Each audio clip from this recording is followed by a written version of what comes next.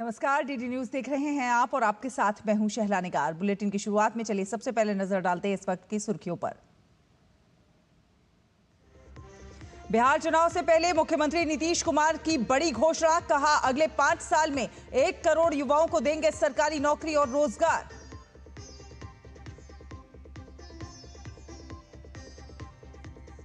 राज्यसभा के लिए उज्जवल Nikam, Sadanand master, doctor Meenakshi Jain और हर्षवर्धन श्रृंगला मनोनीत।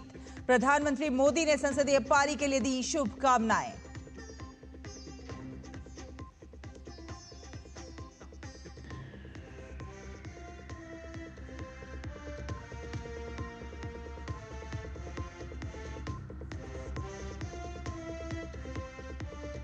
विदेश मंत्री डॉक्टर एस जयशंकर ने सिंगापुर दौरे पर विदेश मंत्री विवियन बालाकृष्णन से की मुलाकात, कहा सिंगापुर हमारी एक्ट ईस्ट पॉलिसी का अहम हिस्सा।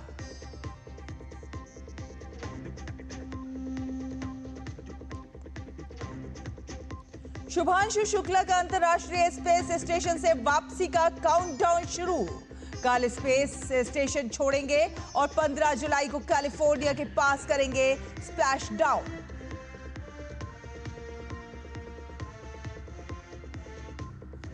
लॉर्ड्स टेस्ट के चौथे दिन आज इंग्लैंड अपनी दूसरी पारी 2 रन पर 0 विकेट के स्कोर पर आगे खेलना करेगी शुरू। दोनों टीमों की पहली पारी में 387 रन।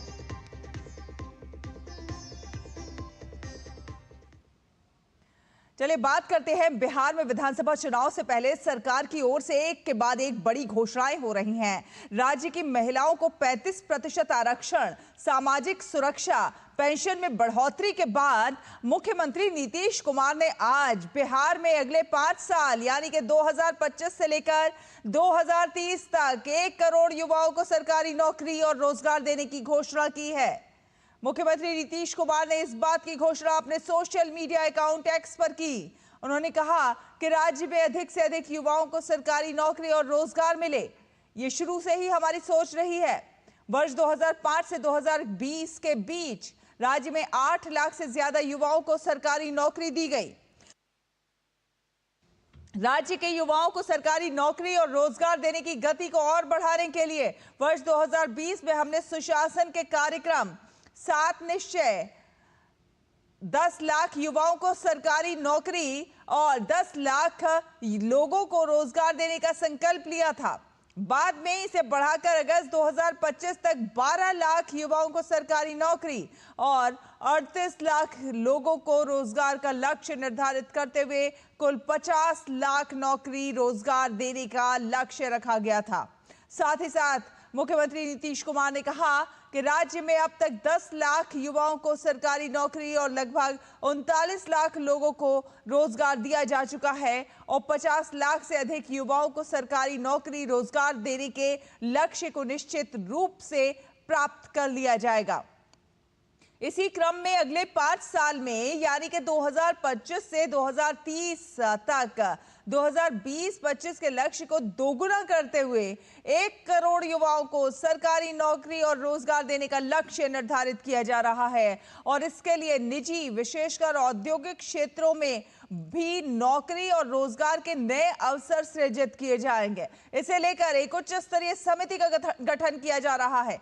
साथ ही साथ उन्होंने कहा कि वर्तमान में 7 निश्चय के साथ तहत राज्य के युवाओं को स्वरोजगार से जोड़ने के लिए उन्हें कौशल विकास का प्रशिक्षण भी दिया जा रहा है। अगले 5 वर्षों में युवाओं के कौशल विकास के लिए 7 निश्चय के तहत चल रहे कार्यक्रम को विस्तारित किया जाएगा। आने वाले समय में कौशल विकास हेतु एक कौशल विश्वविद्यालय की स्थापना की जाएगी, जिसका नाम बिहार के गौरव भारत रत्न जननायक कर्पूरी ठाकुर जी के नाम पर जननायक कर्पूरी ठाकुर कौशल विश्वविद्यालय रखा जाएगा, ताकि राज्य के युवाओं को कौशल विकास की नई दिशा मिल सके।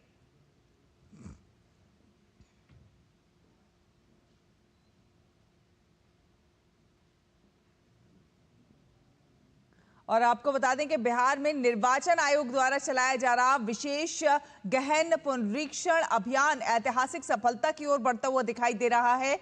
आयोग के अनुसार 12 जुलाई की शाम 6 बजे तक कुल 6,32,59,497 यानी कि 80.11% गणना प्रपत्र एकत्रित किए जा चुके हैं, जो कि दर्शाता है कि हर 5 में से 4 मतदाता पहले ही अपने फॉर्म जमा कर चुके हैं।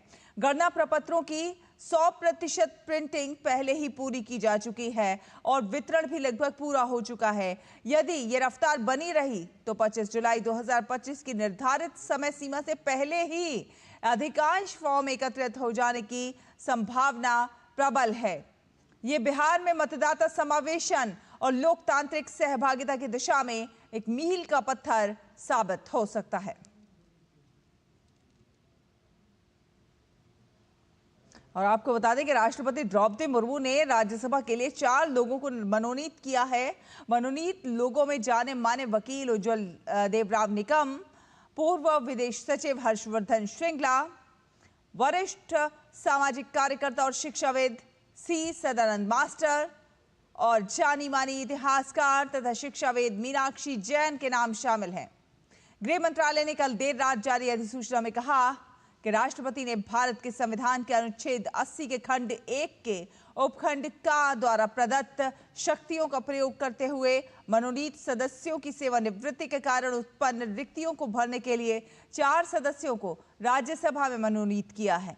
प्रख्यात सरकारी वकील रहे उज्ज्वल निकम ने आतंकवाद से जुड़े मामलों में ठोस दलीलें देकर अपनी विशेष पहचान बनाई। उन्हें वर्ष 2008 के मुंबई आतंकवादी हमले में शामिल पाकिस्तानी आतंकवादी अजमल कसाब के मामले में मजबूती के साथ सरकार का पक्ष रखने के लिए जाना जाता है। उन्होंने 1993 के मुंबई सिलसिलेवार बम धमाकों के मामलों में भी सरकारी वकील के रूप में राज्य सरकार का पक्ष रखा था। पूर्व विदेश सचिव हर्षवर्धन श्रृंगला अमेरिका में भारत के राजदूत रहे हैं और उनकी कूटनीति और रणनीतिक मामलों में विशेष पहचान है। देश की विदेश नीति से संबंधित विभिन्न मामलों में उन्होंने महत्वपूर्ण योगदान दिया है। हर्षवर्धन श्रृंगला साल 1984 के भारतीय विदेश सेवा के अधिकारी रहे हैं। अपने 35 साल के लंबे करियर में हर्षवर्धन ने राजधानी दिल्ली समेत विदेश में कई अहम पदों पर काम किया है। सदानंद मास्टर को केरल में शिक्षा और सामाजिक सेवा के क्षेत्र में उनके विशेष कार्यों के लिए जाना जाता है। उन्हें वंचित वर्गों के लोगों के साथ साथ अनुसूचित जातियों और जनजातियों के बीच शिक्षा और सामाजिक जागरूकता को बढ़ावा देने वाले उनके कार्यों के लिए विशेष रूप से जाना जाता है। जानी मानी इतिहासकार डॉक्टर मीनाक्षी जैन दिल्ली विश्वविद्यालय के गार्गी कॉलेज में इतिहास की पूर्व एसोसिएट प्रोफेसर और भारतीय ऐतिहासिक अनुसंधान परिषद की शासी परिषद की सदस्य रह चुकी हैं। तो प्रधानमंत्री नरेंद्र मोदी ने राज्यसभा के लिए मनोनीत उज्ज्वल निकम को शुभकामनाएं देते हुए एक्स पर पोस्ट किया। उन्होंने लिखा कि उज्ज्वल निकम का विधि क्षेत्र और हमारे संविधान के प्रति समर्पण अनुकरणीय है। वे न केवल एक सफल वकील रहे हैं बल्कि महत्वपूर्ण मामलों में न्याय दिलाने में भी अग्रणी रहे हैं। अपने संपूर्ण कानूनी जीवन के दौरान उन्होंने हमेशा संवैधानिक मूल्यों को मजबूत करने और आम नागरिकों के साथ सम्मानपूर्वक व्यवहार सुनिश्चित करने के लिए काम किया है। ये खुशी की बात है कि भारत के राष्ट्रपति ने उन्हें राज्यसभा के लिए मनोनीत किया है। उनके संसदीय कार्यकाल के लिए मेरी शुभकामनाएं।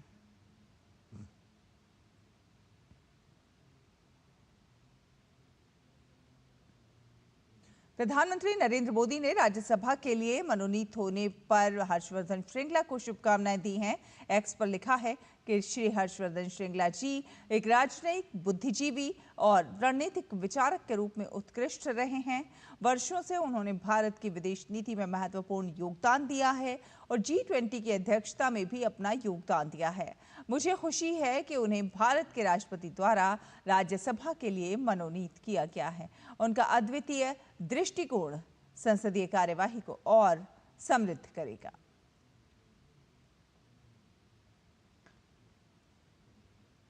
प्रधानमंत्री नरेंद्र मोदी ने सदानंद मास्टर को राज्यसभा के लिए मनोनीत होने पर बधाई दी है। एक्स पर लिखा है कि श्री सी सदानंद मास्टर का जीवन साहस और अन्याय के आगे ना झुकने की प्रतिमूर्ति है। हिंसा और धमकी भी राष्ट्र विकास के प्रति उनके जज्बे को डिगा नहीं सकी। एक शिक्षक, और सामाजिक कार्यकर्ता के रूप में उनके प्रयास सराहनीय हैं। युवा सशक्तिकरण के प्रति उनकी गहरी प्रतिबद्धता है। राष्ट्रपति जी द्वारा राज्यसभा के लिए मनोनीत होने पर उन्हें बधाई। सांसद के रूप में उनकी भूमिका के लिए शुभकामनाएं। प्रधानमंत्री नरेंद्र मोदी ने राज्यसभा के लिए मनोनीत होने पर डॉक्टर मीनाक्षी जैन को एक्स पर पोस्ट कर शुभकामनाएं दी। उन्होंने लिखा, यह अत्यंत हर्ष की बात है कि डॉक्टर मीनाक्षी जैन जी को राष्ट्रपति द्वारा राज्यसभा के लिए मनोनीत किया गया है। उन्होंने एक विद्वान, शोधकर्ता और इतिहासकार के रूप में अपनी विशिष्ट पहचान बनाई है। शिक्षा, साहित्य, इतिहास और राजनीति विज्ञान के क्षेत्र में उनके कार्यों ने अकादमिक विमर्श को महत्वपूर्ण रूप से समृद्ध किया है। उनके संसदीय कार्यकाल के लिए शुभकामनाएं। और आपको बता दें कि विदेश मंत्री डॉक्टर एस जयशंकर सिंगापुर के दौरे पर हैं। उन्होंने सिंगापुर के अपने समकक्ष विवियन बालकृष्णन से मुलाकात की। दोनों नेताओं ने द्विपक्षीय मुद्दों पर बातचीत की। विदेश मंत्री डॉक्टर एस जयशंकर ने कहा कि हमारी एक्ट ईस्ट नीति के केंद्र में है और इसके अलावा उन्होंने टेमासेक होल्डिंग्स के मनोनीत अध्यक्ष टेओ ची हेन से भी मुलाकात की। सिंगापुर में विदेश मंत्री डॉक्टर एस जयशंकर आर्थिक सहयोग, व्यापारिक संबंध, प्रौद्योगिकी और रणनीतिक साझेदारी मुद्दों पर बातचीत करेंगे। इसके बाद डॉक्टर एस जयशंकर चीन के दौरे पर रहेंगे, जहां पर वे तियानजिन शहर में शंघाई सहयोग संगठन के विदेश मंत्रियों की बैठक में भाग लेंगे। एससीओ की बैठक क्षेत्रीय शांति, सुरक्षा, संपर्क और विकास जैसे मुद्दों पर सहयोग बढ़ाने के मकसद से आयोजित की जा रही है। विदेश मंत्री डॉक्टर एस जयशंकर इस बैठक के इतर शंघाई सहयोग संगठन के सदस्य देशों के विदेश मंत्रियों के साथ द्विपक्षीय वार्ताएं भी करेंगे।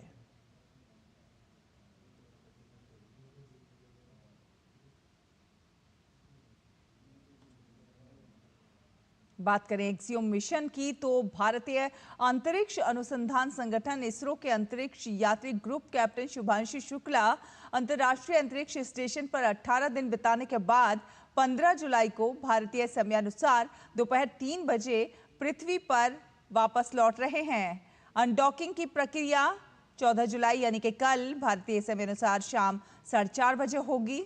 एक्सियोम 4 मिशन के तहत शुक्ला व 3 अन्य अंतरिक्ष यात्री कमांडर पैगी विटसन, पोलैंड के स्लावोज उजनास्की, विस्निवस्की और हंगरी के टिबोर कापू इस यात्रा में शामिल हैं।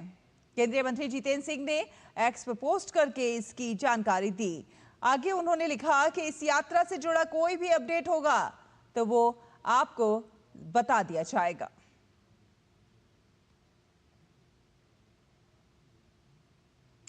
और अंतर्राष्ट्रीय खबरों में अमेरिका की संघीय जांच ब्यूरो ने खालिस्तानी आतंकियों के खिलाफ एक बड़ा एक्शन करते हुए 8 आतंकियों को गिरफ्तार कर लिया है। जानकारी के अनुसार एफबीआई ने गैंग से संबंधित अपहरण के मामले में ये कार्रवाई की है। गिरफ्तार किए गए 8 आतंकियों में एनआईए की लिस्ट में शामिल मोस्ट वांटेड आतंकी पवित्र सिंह बटाला का नाम भी शामिल है। एफबीआई अधिकारियों ने शनिवार को पवित्र सिंह बटाला सहित 8 आतंकियों को गिरफ्तार किया है। सैन जोकिन काउंटी शेरिफ कार्यालय ने शनिवार को एक बयान में कहा कि 11 जुलाई 2025 को विभिन्न एजेंसियों ने एफबीआई की स्वैट टीम के साथ मिलकर गैंग से संबंधित अपहरण के सिलसिले में दिलप्रीत सिंह, अर्शप्रीत सिंह, अमृतपाल सिंह, विशाल, पवित्र सिंह, गुरताज सिंह, मनप्रीत रंधावा और सरबजीत सिंह को गिरफ्तार किया है। तलाशी के दौरान एफबीआई ने गिरफ्तार किए गए आतंकवादियों के पास से 5 हैंडगन, 1 असॉल्ट राइफल, सैकड़ों राउंड गोला बारूद, मैगजीन और 15,000 अमेरिकी डॉलर से ज्यादा नकद बरामद किए हैं।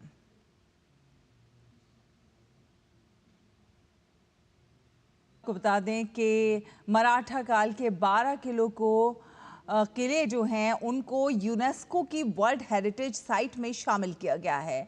इनमें महाराष्ट्र के 11 किले हैं, वहीं तमिलनाडु का एक जिंजी किला भी सूची का हिस्सा है। सभी किले 17वीं से 19वीं सदी के बीच बने थे। पेरिस में यूनेस्को की 47वीं बैठक में इस लिस्ट का ऐलान किया गया। इसमें मराठा इतिहास और विरासत को अंतर्राष्ट्रीय स्तर पर एक नई और बड़ी पहचान मिली है। अब भारत की कुल 44 धरोहर वर्ल्ड हेरिटेज लिस्ट में शामिल हो गई हैं। मराठा साम्राज्य की सैन्य विरासत को अंतर्राष्ट्रीय पहचान। मराठा किले सैन्य शक्ति निर्माण कला का अद्भुत उदाहरण। छत्रपति शिवाजी महाराज की शौर्य गाथा के प्रमाण। सुयश की प्रस्तर शिला पर चिन्ह गहरे हैं हमारे। ज्ञान शिखरों पर धवल ध्वज चिन्ह लहरे हैं हमारे। वेग जिनका यूं कि जैसे काल की अंगड़ाइयां हों, उन तरंगों में निडर जलयान ठहरे हैं हमारे। भारत की मराठा सैन्य विरासत अब यूनेस्को के विश्व धरोहर स्थलों का हिस्सा बन गई है। इन किलों को विश्व धरोहर घोषित करने का फैसला वर्ल्ड हेरिटेज कमेटी की 47वीं बैठक में लिया गया। भारत के अब तक 44 स्थल वर्ल्ड हेरिटेज का हिस्सा बन चुके हैं। यूनेस्को ने छत्रपति शिवाजी महाराज से जुड़े 12 किलों को विश्व धरोहर सूची में शामिल किया है। प्रधानमंत्री नरेंद्र मोदी ने एक्स पोस्ट में लिखा, इस सम्मान से हर भारतीय गदगद है। इन मराठा मिलिट्री लैंडस्केप में 12 भव्य किले शामिल हैं, जिनमें से 11 महाराष्ट्र में और 1 तमिलनाडु में है। जब हम गौरवशाली मराठा साम्राज्य की बात करते हैं तो हम इसे सुशासन, सैन्य शक्ति, सांस्कृतिक गौरव और सामाजिक कल्याण पर जोर से जोड़ते हैं। महान शासक किसी भी अन्याय के आगे न झुकने के अपने साहस से हमें प्रेरित करते हैं। मैं सभी से इन किलों को देखने और मराठा साम्राज्य के समृद्ध इतिहास के बारे में जानने का आह्वान करता हूं। केंद्रीय गृह मंत्री अमित शाह ने कहा, यह सभी देशवासियों के लिए अत्यंत गौरव का क्षण है जब यूनेस्को ने महाराजाधिराज छत्रपति शिवाजी महाराज जी के जीवन से जुड़े 12 किलों को यूनेस्को वर्ल्ड हेरिटेज में शामिल किया है।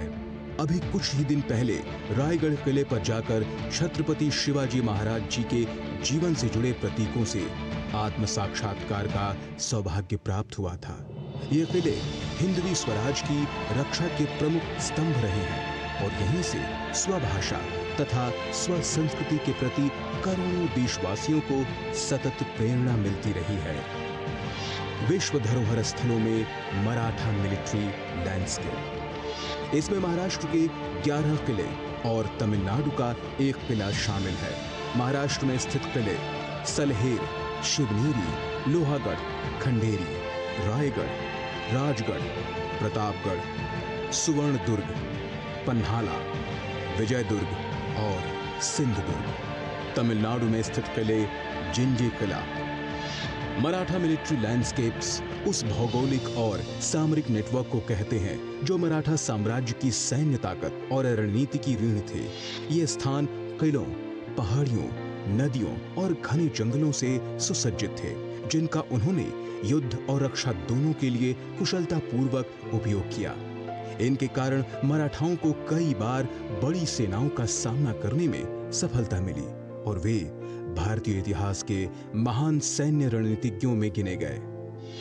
12 किलों का वर्गीकरण स्थान के आधार पर। किलों को पहाड़ी यानी पहाड़ी पर स्थित, पहाड़ी वन यानी घने वनाच्छादित पहाड़ी क्षेत्र में स्थित, पहाड़ी पठारी किला यानी पहाड़ी पठार पर स्थित, तटीय क्षेत्र के किनारे और द्वीपीय किला यानी समुद्र से घिरा के रूप में वर्गीकृत किया गया है। पहाड़ी क्षेत्रों में स्थित किले सलहेर, शिवनेरी, लोहागढ़, रायगढ़, राजगढ़ और जिंजी।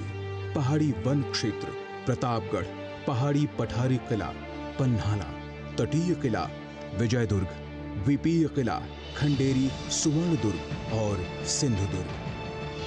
भारतीय पुरातत्व सर्वेक्षण ASI के अंतर्गत आने वाले स्थल शिवनेरी, लोहागढ़, रायगढ़, सुवर्णदुर्ग, पन्हाला, विजयदुर्ग, सिंधुदुर्ग और जिंजी किला। महाराष्ट्र सरकार के पुरातत्व एवं संग्रहालय निदेशालय के अंतर्गत आने वाले स्थल सालहट, राजगढ़, खंडेरी और प्रतापगढ़ किला। भारत के मराठा सैन्य परिदृश्य का विकास 17वीं और 19वीं शताब्दी के मध्य हुआ था।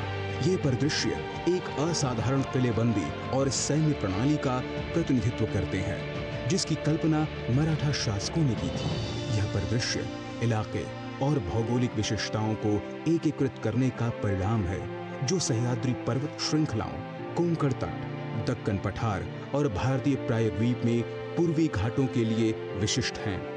मराठा सैन्य विचारधारा की शुरुआत 17वीं शताब्दी में मराठा राजा छत्रपति शिवाजी महाराज के शासनकाल के दौरान 1670 ईस्वी में हुई और यह बाद के नियमों के माध्यम से 1818 ईस्वी तक पेशवा शासन तक जारी रही। शिवाजी महाराज का सैन्य प्रशासन सुव्यवस्थित था, जो योग्यता, रणनीतिक दुर्ग नियंत्रण और नौसैनिक शक्ति पर निर्भर था। शिवाजी के सैन्य प्रशासन में किले बहुत महत्वपूर्ण थे। उन्होंने अपने राज्य की रक्षा और विस्तार के लिए किलों का उपयोग एक मजबूत आधार के रूप में किया। शिवाजी के पास लगभग 240 किले थे, जो मराठा साम्राज्य की सुरक्षा और सैन्य अभियानों के लिए महत्वपूर्ण थे। किले का महत्व, सुरक्षा। किले रणनीतिक स्थानों पर बनाए गए थे, जो दुश्मन के हमलों से राज्य की रक्षा करते थे। सैन्य अड्डे, किले सैन्य बलों और हथियारों के लिए अड्डे के रूप में काम करते थे। प्रशासनिक केंद्र, कुछ किले प्रशासनिक कार्यों के लिए भी उपयोग किए जाते थे। संचार, किले एक दूसरे से जुड़े हुए थे, जिससे संचार और जानकारी का आदान प्रदान आसानी से हो पाता था। नौसैनिक शक्ति के महत्व को समझते हुए छत्रपति शिवाजी ने कोंकण तट पर एक शक्तिशाली नौसैनिक बेड़ा स्थापित किया। इस बेड़े ने व्यापार मार्गों को सुरक्षित करने, तटीय क्षेत्रों की रक्षा करने और अपने प्रभाव का विस्तार करने में महत्वपूर्ण भूमिका निभाई। ये किले न केवल गौरवशाली मराठा साम्राज्य की आन बान और शान के प्रतीक हैं, बल्कि वीरता, अदम्य साहस, रणनीतिक कौशल, वास्तुकला और नवाचार के उत्कृष्ट उदाहरण हैं। मराठा दुर्ग का हर पत्थर शौर्य का अमिट शिलालेख है। ये दुर्ग वीरता के प्रेरणा पुंज हैं, जो पीढ़ियों को पराक्रम की सीख देते हैं। ये किले कीर्ति के ध्वज हैं, जिन्होंने एक साम्राज्य के इतिहास को आकार दिया। Bureau report, DD news. और अंतर्राष्ट्रीय खबरों का रुख करेंगे। आपको बता दें कि मैक्सिकन राष्ट्रपति क्लाउडिया शिनबाम ने उम्मीद जताई है कि राष्ट्रपति डोनाल्ड ट्रंप द्वारा घोषित 30% टैरिफ 1 अगस्त को लागू होने से पहले अमेरिका के साथ एक समझौता हो सकता है। उन्होंने कहा कि हर देश को ट्रंप से पत्र मिल रहा है और उनकी टीम ने शुक्रवार को ही अमेरिका के साथ चर्चा शुरू कर दी और उन्हें विश्वास है कि मैक्सिको अमेरिका के साथ समझौता कर लेगा।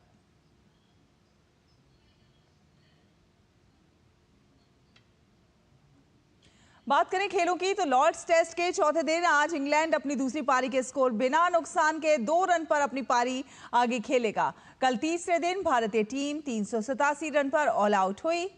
इंग्लैंड ने भी पहली पारी में 387 रन बनाए थे, फिर दूसरी पारी में इंग्लैंड ने 2 रन बनाए। जैक ट्रॉली और बेन डकेट क्रीज पर मौजूद हैं।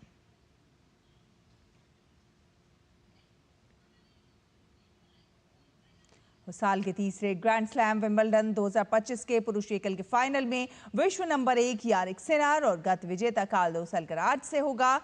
कार्लोस अल्कराज विंबलडन फाइनल में खिताबी हैट्रिक पूरी करने के इरादे से उतरेंगे, तो वहीं दुनिया के नंबर 1 खिलाड़ी यानिक सिनर पहली बार विंबलडन ट्रॉफी उठाने का सपना लेकर कोर्ट में कदम रखेंगे।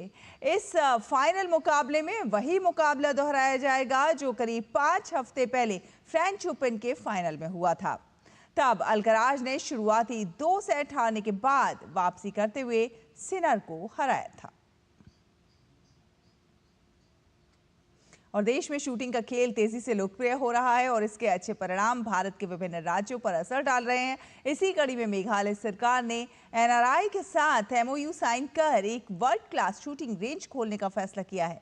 वहीं आईएसएसएफ ने भारत में निशानेबाजी के बेहतर इंफ्रास्ट्रक्चर को देखते हुए 3 बड़ी अंतर्राष्ट्रीय प्रतियोगिताएं आयोजित कराने का फैसला किया है, जो इस बात को साबित करता है कि केंद्र सरकार और खेल मंत्रालय जिस तरह से देश में बड़े इंफ्रास्ट्रक्चर तैयार कर रहा है, देश कई और अंतर्राष्ट्रीय प्रतियोगिताओं की मेजबानी के लिए अपनी दावेदारी और भी मजबूत करे। कि जनरल सेक्रेटरी कुंवर सुल्तान सिंह से हमारे संवाददाता मुकेश शुक्ला ने खास बातचीत की है, आइए वो देखते हैं।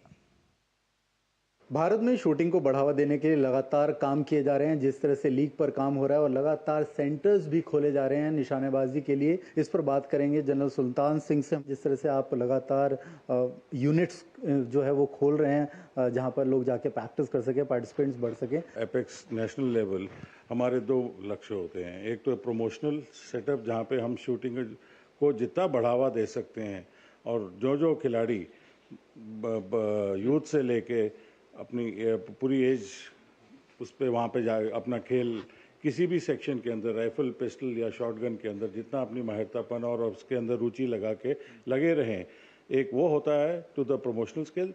एट द नेशनल लेवल जब ये बच्चे हमारे पास नेशनल स्क्वाड के अंदर हम लोग उनको चुन लेते हैं तो उनकी जो ट्रेनिंग ऑफ एक्सीलेंस स्टैंडर्ड्स के हिसाब से, वर्ल्ड क्लास स्टैंडर्ड्स के हिसाब से हम करते हैं, जहाँ से फिर वो अब जितने भी इंटरनेशनल इवेंट्स हैं वहाँ पे वो पार्टिसिपेट करते हैं। और आज की तारीख में आप देखेंगे कि शूटिंग स्पोर्ट वर्ल्ड टैली के अंदर फर्स्ट 3 के अंदर आती है। मेघालय में जो आपने ये यूनिट खोला, इसका क्या एमओयू था वहाँ के गवर्नमेंट के साथ और क्या कुछ वहाँ पर कॉल है? देखिए, मेघालय सरकार ने इस स्पोर्ट को बढ़ते हुए और जो वहाँ पे नॉर्थ ईस्ट का एक सेंटर ऑफ एक्सीलेंस बनाने के लिए जो है एक मुहिम ली, उसमें उन्होंने हमको आके वहाँ की स्टेट एसोसिएशन ने और वहाँ की सरकार ने हमें अप्रोच किया कि हम एक ऐसा वहाँ पे नई रेंज बनाए जो इंटरनेशनल वर्ल्ड क्लास लेवल की हो, जिसमें हम एक तो वहाँ प्रमोशनल स्केल बढ़े, बच्चों का पार्टिसिपेशन बढ़े और वो एक दर्शनीय स्थान बन जाए वर्ल्ड ओवर इंटरनेशनल शूटर्स को आने का, और वहाँ पे हम इंटरनेशनल इवेंट्स कर पाएँ, जो कि वर्ल्ड कप्स हैं, वर्ल्ड चैम्पियनशिप्स हैं, मे बी हमको एशिया कप भी अब मिला है अगले साल में। ISSF ने हमारे यहाँ की फैसिलिटीज़ को देखते हुए, सरकार की सहायता को मद्देनज़र देखते हुए कि सब इतना सारा कुछ प्रोत्साहन चल रहा है, तो they have given us 3 more world class events. कभी नहीं हुआ था और वो किसी भी देश में इतने सारे इवेंट्स नहीं दिए जा रहे जितने इंडिया के अंदर हमारी फैसिलिटीज़ को देख के दिए जा रहे हैं। तो इसी के साथ इस बुलेटिन में फिलहाल इतना ही। डीडी न्यूज़ पर खबरों का सफर लगातार जारी रहेगा। आप देखते रहिए डीडी न्यूज़। नमस्कार।